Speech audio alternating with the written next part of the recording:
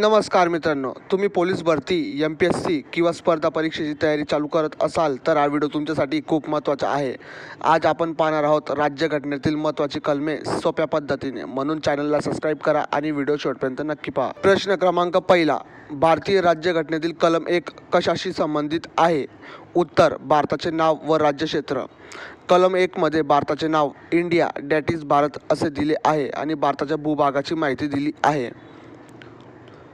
प्रश्न क्रमांक दुसरा, कलम 2 कशाशी संबंधित आहे? उत्तर, नवीन राज्य निर्मिती. या कलमानुसार संसदेला नवीन राज्य निर्माण करण्याचा अधिकार दिलेला आहे. बघा, पुढचा प्रश्न बघूया. प्रश्न क्रमांक 3, कलम 12 ते 35 कशाशी संबंधित आहे? तर त्याचे उत्तर आहे मूलभूत अधिकार. या कलमामध्ये नागरिकांचे मूलभूत अधिकार दिले आहेत, जसे स्वातंत्र्य, समानता, शिक्षणाचा अधिकार इत्यादी. प्रश्न क्रमांक 4, कलम 32 कशाशी संबंधित आहे? उत्तर, घटनात्मक उपाय.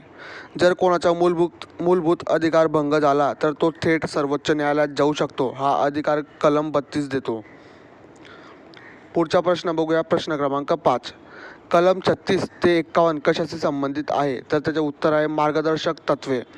सरकारने देश चालवताना कोणत्या तत्त्वांचा विचार करावा हे या कलमांमध्ये दिलेले आहे. प्रश्न क्रमांक 6, कलम 51A कशाशी संबंधित आहे? तर त्याचे उत्तर आहे मूलभूत कर्तव्य. प्रत्येक नागरिकाचे कर्तव्य काय आहेत हे या कलमात दिलेले आहेत. बघा मित्रांनो, मी तुम्हाला जे पण सांगत आहे ते तुम्ही नक्की पाठ करा, कारण स्पर्धा परीक्षेला तुम्हाला हे प्रश्न केव्हा येऊ शकता हे सांगता येत नाही आणि अगदी IMP क्वेश्चन आहे ते. प्रश्न क्रमांक 7, कलम 54 कशाशी संबंधित आहे? तर त्याचे उत्तर आहे राष्ट्रपती निवड. भारताचे राष्ट्रपती कसे निवडले जातात हे या कलमात सांगितले आहे. प्रश्न क्रमांक 8, कलम 61 कशाशी संबंधित आहे? तर त्याचे उत्तर आहे राष्ट्रपतीवर महाभियोग. राष्ट्रपतीवर आरोप करून त्यांना पदावरून काढण्याची प्रक्रिया या कलमात दिली आहे.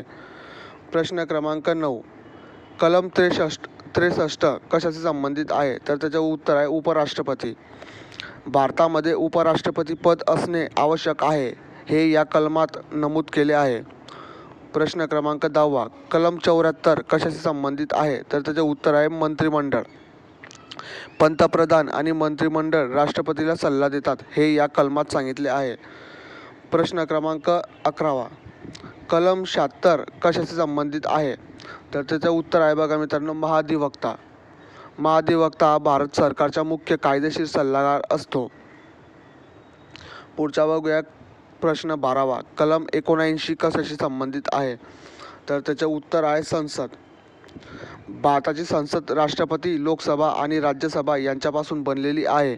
प्रश्न क्रमांक 13, कलम 80 कशाशी संबंधित आहे? तर त्याचे उत्तर आहे राज्यसभा.